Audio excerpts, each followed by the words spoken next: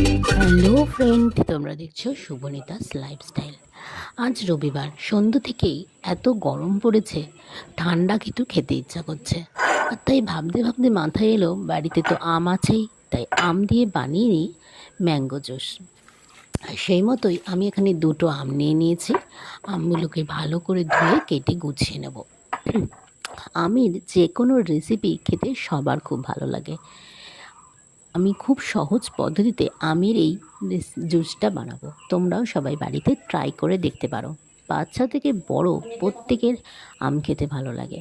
সেই রকমই আমার তো খুবই ভালো লাগে আম খেতে। তোমাদের কেমন লাগে আমাকে কমেন্টে জানিও। আমি যেহেতু বাড়িতে থাকি না, তো আমার লং ভিডিও দেয়া একটু অসুবিধা হয়, দিতে পারি না। অনেক দিন পর পর দিতে পারি। বেশিরভাগটাই আমি শর্ট ভিডিও দেওয়ার চেষ্টা করি।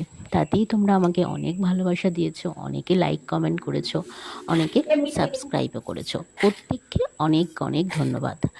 আর যারা আমার ভিডিও নতুন দেখছো, আমার নতুন ফ্রেন্ড, তারা প্লিজ চ্যানেলটা সাবস্ক্রাইব করে দিও, আর কমেন্ট করো আর লাইক করো।